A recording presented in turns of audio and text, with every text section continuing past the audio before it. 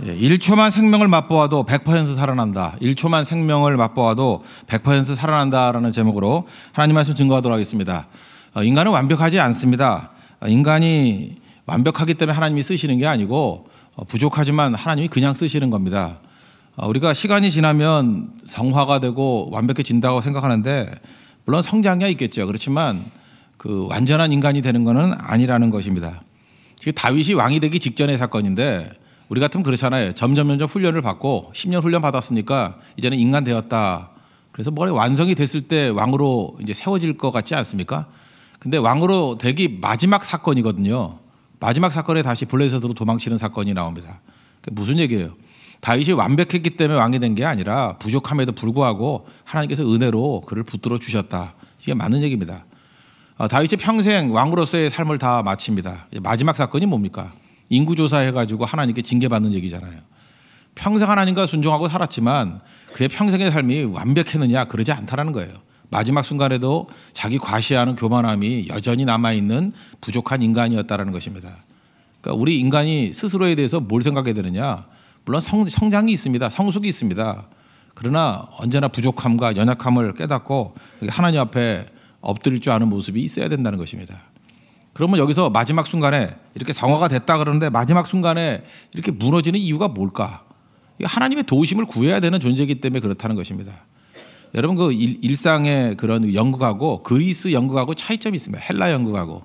헬라 연극에서 제일 중요한 게 대단원이거든요. 카타스트로피라는, 영어는 카타스트로피라 그러죠. 대단원. 우리 보통 기승전결이잖아요. 근데 힐압의 연극은 그렇지 않습니다. 그 묘해요. 갈등이에요. 그냥 갈등. 그럼 뭐가 해소가 될 기미가 보여야 되는데 갈등이 극에 달해요.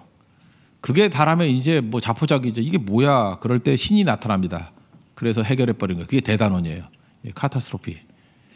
그 그리스 사람들 그러면은 지성의 사람들이고 논리를 알고 웅변을 알고 똑똑한 사람들은 아니에요. 그래서 우리가 보통 휴머니즘이라 그러면 이 그리스에서 다 나온 거 아닙니까? 근데 그리스 사람들이 한 가지 안개 있는 거예요. 인간에 대해서 정통했어요. 인간은 완벽한 존재 아니라는 거예요. 인간끼리 모여서 하는 일은 뭐냐? 갈등의 극이라는 거예요. 인간끼리 해결 못한다는 것입니다. 그래서 그들이 열어놓은 대단원이 뭐예요? 하나님이 내려와서 해결해 주신다. 제가 볼 때 정확히 봤다고 생각을 합니다. 오히려 우리 다른 사회에서 말하는 기승전결 같이 진행되는 게 아니라는 거예요. 원래 우리 인생 가운데 갈등이 심해져가지고 극에 달한 분들이 있습니까?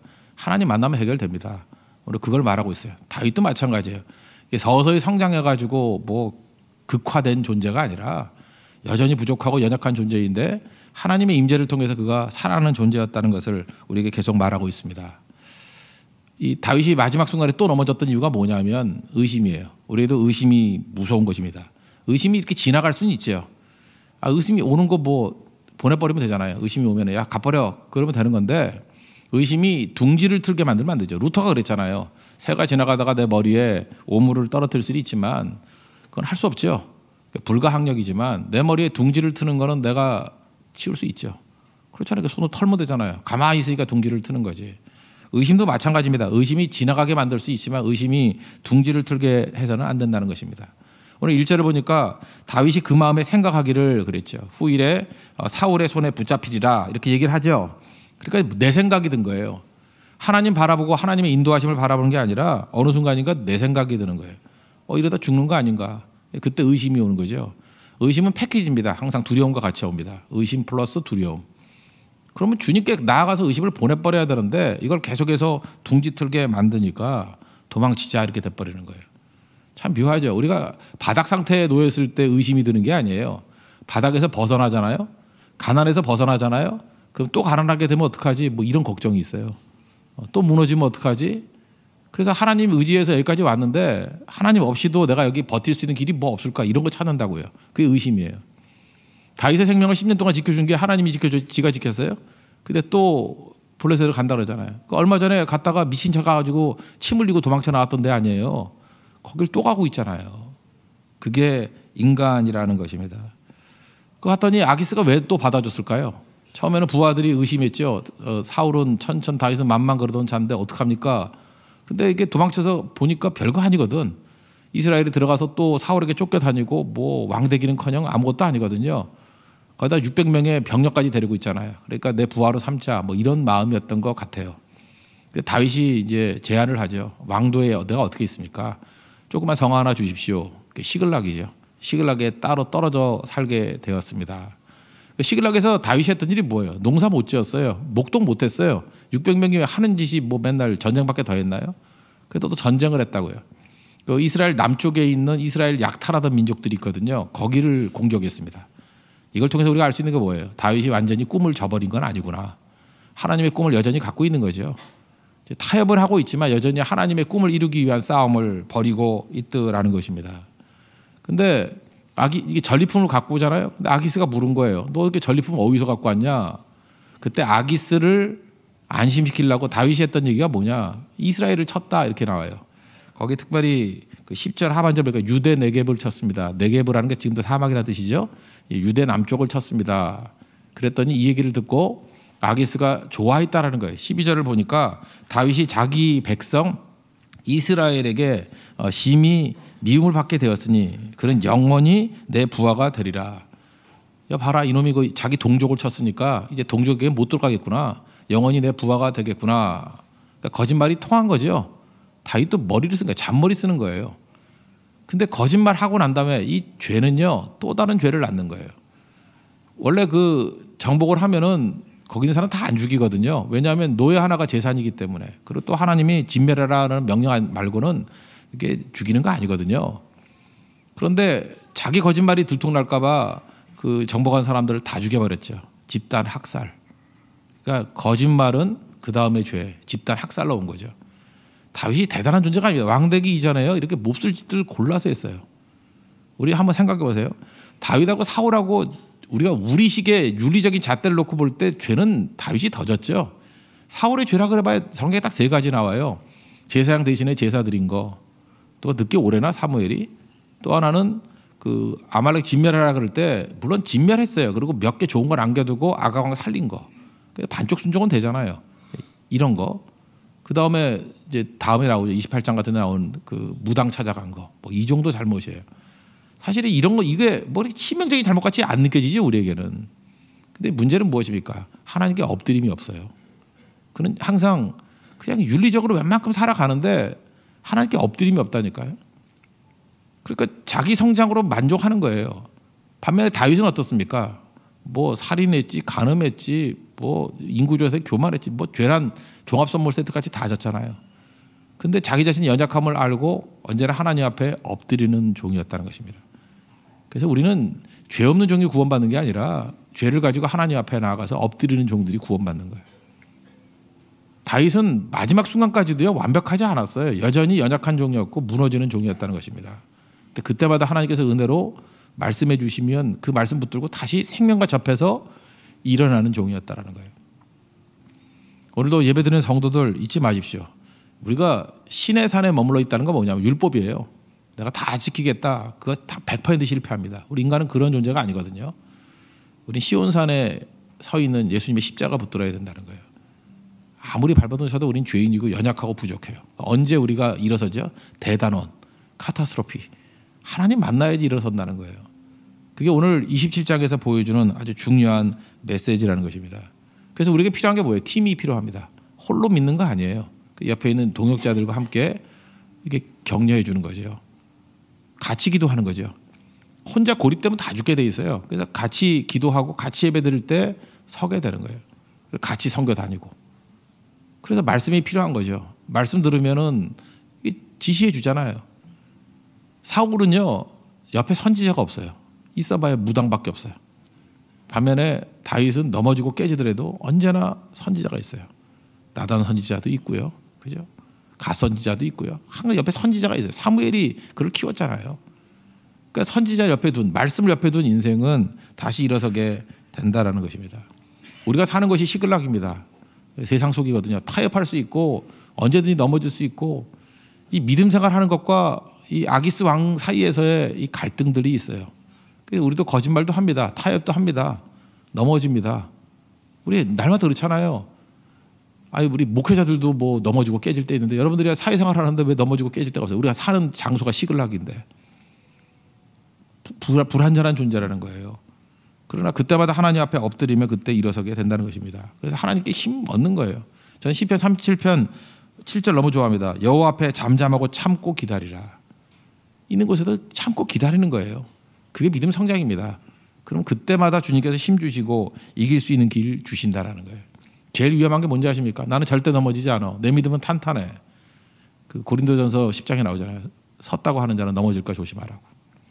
우리는 다 넘어질 수 있는 존재라는 거예요. 그래서 언제나 장담하는 존재가 아니라 하나님만 의지하는 백성이라는 것입니다. 그런 의미에서 우리 신약에 넘어서 바울이 한번 예를 들었으면 좋겠어요. 고린도전서 2장 1절부터 5절까지 보니까 뭐 이런 얘기가 나와요. 내가 이렇게 말씀을 증거할 때 설득력 있는 지혜의 말로 하지 아니하고 성령의 나타나심과 능력으로 전했다. 자꾸만 사람의 지혜, 사람의 힘으로 전하지 않았다. 이런 걸 되게 강조해요. 그 이유가 뭘까요?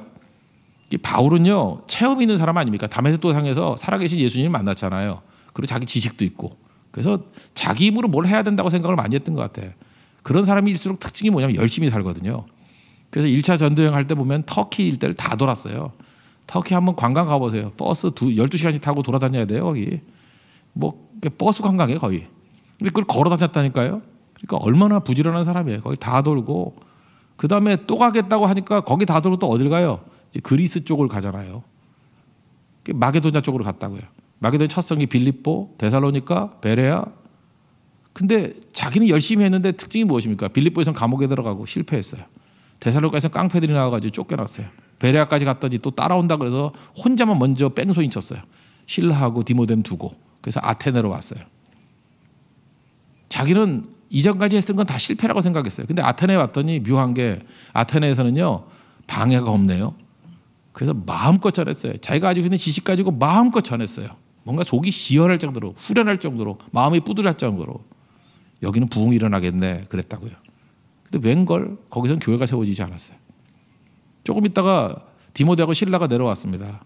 뭐라고 소식을 전해주느냐 하면은 자기가 실패했다고 생각하는 그곳에 부흥이 일어나고 있다는 거예요. 빌립보에서도 부흥이 일어나고 데살로니가에서도 핍박 속에서도 꿈틀꿈틀 성도들이 세워지고 있고. 이거 어떻게 해석할 거예요? 우리는 내 느낌 가지고 해석을 많이 하잖아요. 그때 깨달은 게 이거죠. 아, 이거 내 힘으로 하는 거 아니구나. 고린도에서 깨달은 거예요. 이 아테네의 실패를 통해서 깨우치는 거죠. 아, 내가 사람의 말과 지혜로 했던 건 다 실패했다.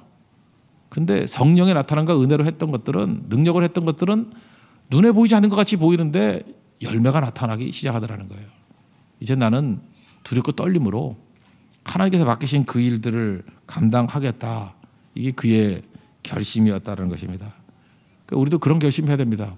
뭐 그래서 그 다음에 바울이 이제 나타나는 현상들이 뭐냐면요, 장기 사역을 하기 시작해요. 여러분 그렇잖아요. 지금 되게 욕심 많은 사람들이 이거 했다 저거 했다 막 그래요. 뭐 가지수 늘리는 거죠. 난 선교 뭐 10개 갈 거예요. 뭐 이러고 뭐 이렇게 가지수를 막 늘리려고 그래요. 뭐 여기저기 돌아다녀야 될 거 아니에요. 자기가 해야 되니까. 근데 고린도에 1년 6개월을 머물러요. 최초의 장기 사역이에요. 이게 무슨 얘기입니까? 내 힘을 하겠다는 게 아니에요. 하나님께서 인도하심을 따라가겠다라는 거예요. 그리고 그것도 안 됐어요. 감옥에 들어갔어요. 그때 했던 일이 뭐예요? 편지 사역이에요. 그게 서신 쓴 거 아니에요? 그게 나중에 성경이 됐잖아요. 그럼 묘합니다. 내 힘 갖고서 내가 이렇게 하겠다는 사람에서 변화가 돼버렸어요. 내 힘으로 하는 거 아니야. 하나님의 성령의 나타남과 능력을 하는 거야. 그래서 여건에 따라서 그죠? 감옥에 들어가서 할 수 있는 일이 뭔가 거기서 편지 쓴 거예요. 또 그것도 못한다 그러면 뭐 하겠어요? 기도하는 거겠죠. 그랬더니 어떤 때는 하나님이 원하실 때는 옥문이 열리기도 하고, 그죠? 마음껏 전할 수 있는 기회도 주시기도 하고, 어떤 때는 막으면 거기서 할 수 있는 일들을 하는 거예요. 그런데 바울의 그 사역이 가장 왕성했다는 것입니다. 바울이 뭘 깨달았어요? 자기 자신의 연약함을 깨닫고 하나님이 일하신다. God works. 하나님이 일하신다. 그때가 제일 강하다는 걸 깨달았습니다. 왜 이렇게 변화가 됐죠? 생명과의 접촉이기 때문에 그래요. 생명을 한번 만나고 나니까 자기 모든 것들이 산산조각이라면서 무너지게 되더라는 것입니다. 이 시대에 지금 많은 사람들이 이 인간의 죄악 때문에 되게 절망합니다. 뭐 다 썩었다느니, 뭐 부패했다느니, 뭐 교회에 대해서 실망했다느니, 뭐 이런 얘기들 많이 하잖아요. 근데 인간은요, 그냥 놔두면은 다 그렇게 돼 있습니다. 제가 요즘에 그 테드 강의를 좀 듣는데, 이따가 제가 하나 우리 그 카톡방에 하나 올려줄게요. 그 테드 강의 중에 그 폴 피프라는 교수가 있습니다. 그 UC 버클리 교수거든요. 그 팀이 이제 연구를 했어요. 연구했던 내용이 뭐냐면 인간의 그 탐욕 또는 빈익빈 부익부 그 얘기를 이제 보여주는 건데 뭐 다 아는 상상하는 얘기들이에요. 어떻게 디자인을 했냐면은 그 모노폴리 게임이라고 있습니다. 나도 뭔지 잘 모르겠어요. 뭐 이렇게 판에서 옮겨서 뭐 게임하는 건가 봐요. 근데 무작위로 이렇게 동전 던져서 앞면이 나온 사람에게 이 2배의 힘을 주는 거예요. 돈도 2배 주고 기회도 2번 주고. 그러니까 똑같은 걸 2번 해서 합치니까 한 번 한 사람한테 대해서는 무조건 이기게 돼 있죠. 그러니까 무조건 그냥 동전 앞면 나온 사람 무작위로 두 사람이 싸울 때 무조건 이기게 만들어 놓은 거예요. 이건 뭐 질 수 없는 게임이에요. 뭐든지 기회를 2번씩 주는 거니까. 그렇게 디자인을 했다고요. 그랬더니 어떤 일이 벌어지냐. 똑같은 학생들인데 이 부유한 사람이 이 특권의식을 갖더라는 거예요. 그 인타이틀먼트라고 돼 있던 특권의식 갖고 나는 특별해. 그다음에 사람이 이제 건방져져요. 막 무례해지고 막 다리 떨고 막 이래요. 그렇죠? 그다음에 그 앞에 있는 과자 있거든요. 과자. 근데 과자도 막 먹어. 근데 패자라고 생각하는 사람 있죠. 이 자기가 가난한 사람, 패자라고 생각하는 사람은 아무것도 못 해요. 참 이상하게 주눅이 들어버리는 거예요. 자기가 부자라고 생각하는 사람은요, 이 공감 능력이 나중에 보니까 떨어지고 동정심도 떨어져요. 그리고 그 로스앤젤레스, 캘리포니아에서 이 조사를 해봤어요. 거기는 사람이 횡단보도에 지나가려고 그러면 차가 무조건 서야 되거든요. 근데 싼 자동차를 타고 있는 사람은 다 선데 비싼 자동차, 뭐 이렇게 BMW라고 표현됐던데 뭐 이런 거 탄 사람들은 그냥 지나가요. 신호 위반하고. 그러니까 무례해지는 거죠. 사람이 강해지고 부자가 되면은 진보도로 된다는 거예요. 이게 말이 되느냐? 그리고 이 게임하고 똑같은 거예요. 빈익빈 부익부예요. 돈 더 있는 사람들이 훨씬 기회가 많아지죠. 우리나라에도 지금 많이 느끼는 거 아닙니까? 제가 아는 어떤 학생이 하나 있는데 아버지가 부자예요. 재벌이에요. 재벌인데 공부 잘 못했어요. 근데 꿈이 뭐냐 그랬더니 교수래. 걔가 교수를 할 수가 없는 애예요. 근데 요즘에 사회가 이렇게 압박이 돼가지고 막 어려워지잖아요. 그랬더니 아버지가 학교를 하나 만들더라고. 이게 무슨 게임인지 아시겠죠? 절대로 공정한 게임이 아니에요. 그러니까 무조건 이기는 거죠. 그래서 이 폴 피프 교수가 이렇게 얘기를 합니다. 이게 그랜드 캐년만큼 벌어지고 있다고. 미국 사회 20%가 90%의 부를 가지고 있대요. 크게 보는 거죠. 이게 양극화가 더 벌어지고 있다. 이거 뭐 다 아는 얘기 아닙니까? 우리가 뭐 모르는 얘기도 아니죠. 그런데 이걸 해결할 길이 있느냐? 근데 반전 가능성이 있더라는 거예요. 이게 이런 사람들이 변화가 되는 게 뭐냐? 뭐 대단한 게 아니라 작은 자극. 뭐 한 15초, 16초쯤 되는 그 자기가 가난했을 때의 기억들 있죠. 그런 것들을 살짝 보여주는 거예요. 그러면은 그걸 통해서도 사람이 달라진다는 거예요. 행동이 달라진다는 거예요. 그리고 어려움 당한 사람들의 아픔을 같이 느끼게 하는 영상 있죠. 뭐 이런 거를 느끼게 한다든지. 이렇게 아픔을 느끼면은 달라진다는 거예요. 영광스러운 걸 보면은 달라진다는 거예요. 사회학자니까 이 정도밖에 얘기를 못한 거예요. 그죠? 이게 조금 이게 접촉하면 달라진다. 이게 인간만의 특징이에요. 인간은 놔두면 끝없이 탐욕적이 될 것 같죠. 그렇지 않아요. 뭐 이렇게 아픔을 느끼거나 영광을 느끼게 되면 그때부터 사람이 태도가 달라져요. 뭐 그런 그 남 도와주는 영상을 본 사람한테 10불을 줬어요. 그랬더니 옆 사람하고 나눠갔더라고. 근데 그런 거 없이 그냥 놔둔 사람은 다 in my pocket. 그렇게 돼버리더라고요. 그래서 여러분들 중요한 게 뭔지 아십니까? 자꾸만 영광스러운 거, 아픔, 좋은 거 보고 접하고 그래야 돼요. 근데 이 시대가 어때? 아침마다 깨가지고 맨날 그 쓰레기 같은 정보만 보고 나쁜 얘기만 보고 하니까 강팍해지는 거라고. 이런 작은 자극이 우리를 변화시킨다는 것입니다. 거기서 소개할 때 빌 게이츠 얘기를 해요. 2007년도인가요? 하버드 대학 졸업식 그 연설했죠. 인류의 발전이 이 발견에 의해서만 이루어지는 게 아니라고, 디스커버리라고 발견에 의해서만 전진되는 게 아니라 불평등 해소를 위해서 그 발견을 어떻게 사용하느냐에 따라서 달라진다. 무슨 얘기예요? 이 사람은 사명가예요. 이 시대의 선지자예요. 빌 게이츠 만만치 않은 사람입니다. 살아있는데 자기 재산 90%를 기부했죠. 어디에 목표를 뒀어요? 백인들이 제일 괴롭혔던 대륙이 아프리카 아닙니까? 아프리카에 지금 30% 넘게 에이즈인 거 아시죠? 에이즈로 다 죽게 돼버렸어요. 나중에 한 50년, 100년 지나고 나면 아프리카 에이즈 퇴치를 행했던 사람 빌 게이츠로 나올 거예요. 머린다하고 부부가 그 파운데이션 만들어 가지고요. 지금 에이즈는 거의 퇴치 직전에 왔어요. 거의. 빌 게이츠의 공로예요. 자기 번 돈 90%를 쏟아부었다니까 거기다. 이 다른 거죠. 자기 사명이란 거예요. 사명. 그 작은 자극 하나를 보고 난 다음에 뛰어들잖아요. 이게 탐욕가라고 말할 수는 없죠. 이게 어마어마한 일들이 벌어지게 되더라는 것입니다. 그래서 뭐 위아 1%라든지 뭐 미국에 이런 파운데이션이 무지무지하게 많이 생기기 시작했다라는 거예요. 이게 중요한 거죠. 감동의 힘이에요. 작은 감동의 힘. 사회학자는 이 정도밖에 얘기를 못 해요. 근데 우리는 하나님을 믿는 사람들 아니에요. 그런 작은 자극 정도가 아니라 오늘 예배를 통해서 하나님을 만나면 인생이 바뀌어요, 여러분. 단 1초 생명을 만난다 할지라도 인생이 바뀌어요. 사울과 다윗의 차이점이 뭐예요? 하나님 생명을 만남과 못 만남의 차이죠.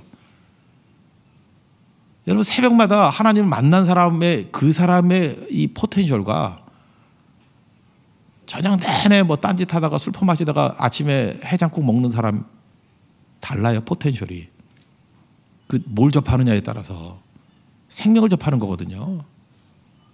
하나님 앞에서 이 생명이 우리를 살리는 능력이 있다라는 것입니다. 일상의 삶 속에서 이런 것들이 있어야죠. 그래서 이 인간은요 어느 순간인가 이렇게 하나님을 바늘구멍만큼을 통해서 이렇게 만나요. 어떤 때 이러잖아요. 이렇게 지나가다가 어렸을 때 들었던 찬송가 한 구절, 그게 그 사람을 확 바꿔버려요. 우리 같이 말씀 듣고 이렇게 가슴에 찔리는 말씀이 한번 새겨지죠.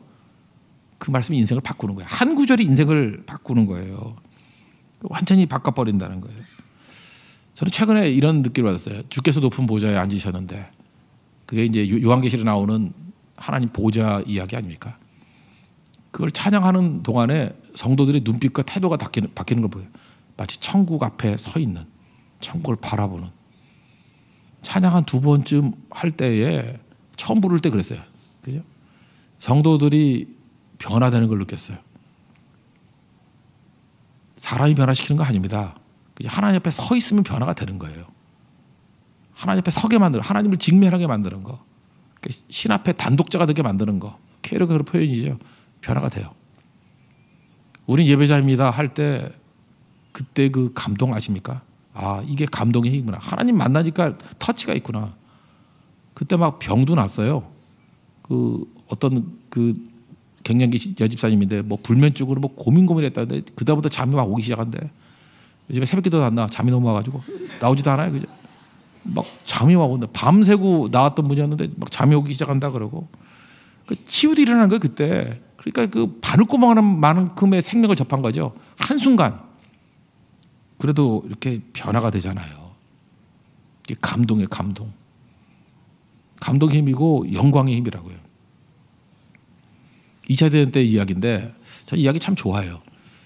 그 미군 포로들이 있었어요. 그때 그 독일군이 뭐 이렇게 제대로 대우 안 한 거 아시죠? 막 굶고 그랬잖아요. 빼짝 말라 있는 뭐 이런 것들 봤잖아요. 그때 당시야 뭐 제네와 협정 제대로 준수 안 할 때니까. 그래서 되게 굶주릴 때였어요. 근데 이 보초 사는 독일군이 이따만한 큰 빵을 먹고 있었어요. 그랬더니 포로들이 너무 배고프니까 다 물고름이 쳐다보는 거예요. 이렇게 창살에 매여가지고 다 쳐다보는 거예요. 침 꼴깍꼴 삼키면서 너무 배고프니까 저거 먹고 싶다. 이 독일군 병사가 재미 삼아서 큰 빵인데 한 반 정도를 뜯어가지고 휙 던졌어요. 뭘 기대했을까요? 아비규환이 되는 걸 기대한 거예요. 그죠? 모든 사람들이 다 달려들어가지고 서로 치고받고 때리고 뜯어가서 서로 먹으려고 하는 거. 근데 그 중에 제일 어린 병사였대요. 그죠? 툭 던지니까 동작이 빠르니까 잡았대요.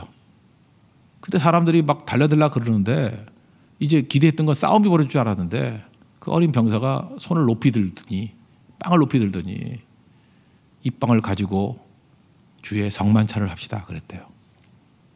그래서 거기서 찬송을 부르고 주기도문을 암송하고 우리 주 안에서 하나라고 이야기하고 이것이 예수님의 몸이라고. 그래서 그 빵 한 덩어리 갖고 전체가 다 동일하게 나눠 먹었대요. 그게 진짜 성찬이죠. 그때의 분위기 역전이 돼버린 거예요. 포로들의 도덕성이 우월해지고 이 포초가 비참해진 거죠. 그 다음부터 포로가 아닌 거예요. 이게 교회가 돼버린 거죠. 그 안에서 질서가 잡히고 영광이 있고 굶어도 인간이 되는 거예요. 영광스러운 인간이 되는 거라고. 그게 능력이죠. 그 빵을 먹는 동안에 그 독일군 포로가 느꼈던 게 뭐겠어요? 부끄러움을 느꼈대요. 부끄러움. 여러분 하나님의 영광스러운 일들을 보면요, 우리가 느끼는 게 뭐냐? 부끄러움을 느껴요. 부끄러움. 예레미야서를 보면요, 이스라엘이 왜 망하는지 아십니까? 유다가 왜 망하는지 알아요? 부끄러움이 없어서 망한다 그래요. 여러분 이 땅을 살아가면서 부끄러움을 느끼십니까? 하나님의 영광을 보고 말씀을 보면요, 진짜 생명을 보면 그 순간에 부끄러워져. 와, 부끄러워.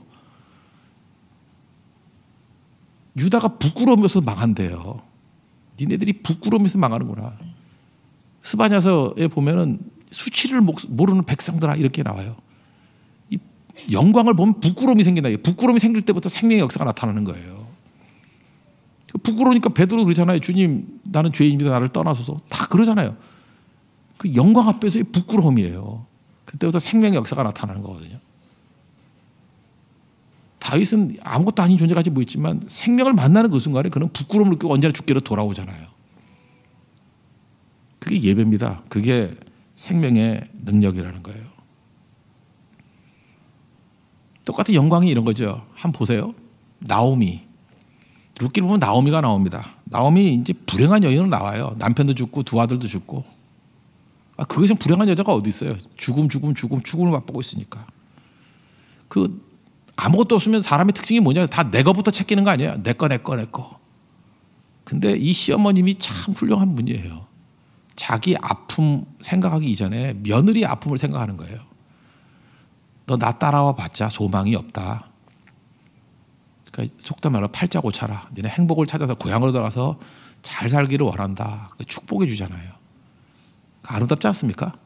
자기보다도 며느리의 앞날을 생각해 주는 마음, 며느리의 아픔을 품는 어머니, 멋지죠? 오르바는 갔어요. 근데 룻은 뭐라 그래요? 룻은 또 반대로 시어머니의 아픔을 또 이해하는 거예요. 저렇게 말씀을 하시지만 얼마나 외로울까. 나는 갈 수 없어. 저 시어머니 아픔을 품을 거야. 그래서 어머니 하나님이 나의 하나님이고 어머니 가시는 곳에 나도 가고 어머니가 죽는 곳에 나도 죽겠습니다. 또 룻이 어머니의 아픔을 품어요. 서로 아픔을 품고 있잖아요. 거기서 하나님의 나라가 이루어지는 거예요. 그때 하나님 보내신 축복이 보아스거든요. 그게 메시아의 조상이 된 거예요. 하나님 거기서 일을 하시는 거라고. 그 룻기를 보면서 우리 느끼는 게 뭐예요? 영광을 느끼죠. 이거구나 바로. 하나님께서 우리를 그렇게 부르셨습니다. 지금도 마귀가 우리를 비참하게 만드는 게 뭐냐? 빵 던져두고 아비규환 되게 만드는 거야. 서로 먹겠다고 치고받고 죽이고. 희생이 뭔지를 몰라요. 그리고 다 자기 권리만 얘기하잖아요. 막 삿대질하고 소리 지르고 뭐 방송에서 맨날 나오는 게 그거 아니에요? 책임지라고. 네가 잘못했다고. 나는 정당한데. 그게 지옥되는 거예요. 우린 다 연약하고 부족한 종들이거든요. 근데 상대의 아픔을 느끼기만 해도 변화가 된다니까요. 근데 나오미하고 룻은 느낄 정도가 아니라 품지 않아요. 이 십자가죠. 품으면 가시가 있거든요. 가시와 가시끼리 안으면 피가 나요. 그 흐르는 피가 기쁨이에요. 그게 십자가의 복음입니다. 오드리 헵번이라고 아시죠? 1929년생이니까 우리 어머니보다도 8년 위에. 우리 어머니 나이를 말했네. 그러니까 할머니죠. 오드리 헵번이 93년에 이제 죽었는데요. 오드리 헵번은 그 뭐 예쁜 여자로 유명하지 않습니까? 로마의 휴일, 뭐 마이 페어 레이디 또는 뭐 어디죠? 티파니에서의 뭐 아침물인가 뭐 이런 거 고전적인 영화들 있잖아요. 그죠? 이 여자분은 어떻게 불행하게 태어났어요. 태어날 때는 아버지는 영국 사람이고 엄마는 네덜란드 사람인데 태어나기 그 브뤼셀에서 태어났어요. 브뤼셀, 그죠? 벨기에 브뤼셀. 그때 나치가 막 돌아다닐 때 아버지는 나치 쪽에 들어갔어요. 또 두 오빠는 또 레지탕스가 돼가지고 또 저항에 싸우고. 하여튼 어려워서 집이 다 흩어져 버리고 아버지는 집 떠나고. 그래서 어렸을 때 영양실조 걸렸어요. 영양실조 걸려가지고 이렇게 빼짝 마르고요. 허리 잘려가고 눈만 땡그라고 그래요. 여러분들 영양실조가 아니라서 그렇게 생긴 거예요. 영양실조가 걸리면은 오드리 헵번 같이 된다고. 네, 오드리 헵번. 그래서 뭐 그레고리 팩하고 만나가지고 뭐 로마 휴일인가 그 영화도 잘 되고 그래서 막 뜨기 시작했죠. 그는 영화 1막과 2막으로 친다 그러면 최고 인생을 살았어요. 근데 세상에 대단원까지도 멋있는 인생을 사는 여자예요. 노년에 그가 했던 일이 뭔지 알아요? 나이 들어서 했던 일. 그는 88년부터 그러니까 죽기 5년 전 6년 한 됐죠. 93년에 소천했으니까. 유니세프를 통해서 이디오피아에 가서 그때 뭐 얼마나 많은 굶는 사람들 많았습니까? 거기 맨날 갔어요. 맨날 가가지고 걔네 도와주고. 그랬더니 이제 기자들 가운데도 좀 비아냥거리는 사람 있잖아요. 뭐 가서 뭐 하는 겁니까? 뭐 가봐야 뭐 사진이나 찍고 오는 거 아닙니까? 하다못해 우리도 선교 갈 때 뭐 모르는 사람 그러잖아요. 그 가서 뭐 해요? 이게 비꼬잖아요. 뭐 하는 거 있어요? 그때 그 오드리 헵번이 그런 얘기를 했어요. 나는 그들의 어머니라고. 뭐 하고 안 하고의 문제가 아니라 애 하나 주면서 그 고아들 어려움 당하는 굶고 애들의 어머니가 돼주는 거예요. 엄마가 됐다는 말에 다 있는 거 아니에요? 안아주고 씻겨주고 품어주고 자기가 할 수 있는 걸로 다 먹여주고. 그 영광을 보고요 자기 인생이 살아나고 그것도 쳐다보는 사람들 엄청나게 많이 살렸어요. 생명 바를 틈만큼만 생명을 맛봐도요 사람들이 살아나요. 거의 시편 잠언 같은 얘기를 하다가 죽었죠. 마지막 죽기 직전에 암으로 죽기 직전에 아들한테 그 쓴 편지죠. 이게 유명한 건데 아름다운 입술을 가지고 싶니? 그러면 친절한 말을 해라. 사랑스러운 눈을 갖고 싶니? 그러면 사람들의 좋은 점만 바라봐라. 날씬한 몸매를 갖고 싶니? 네 음식을 배고픈 사람에게 줘라. 아름다운 머리카락을 갖고 싶니? 저는 없지만 하루에 한 번이라도 어린아이들이 내 머리를 쓰다듬게 해라. 아름다운 자세를 갖고 싶니? 자세를 똑바로 갖고 싶니? 절대로 혼자 걷지 말아라. 아들에게 해준 얘기들이에요. 쭉 얘기를 하면서 마지막입니다. 중략하고 내가 더 나이가 들면 아들 얘기해요.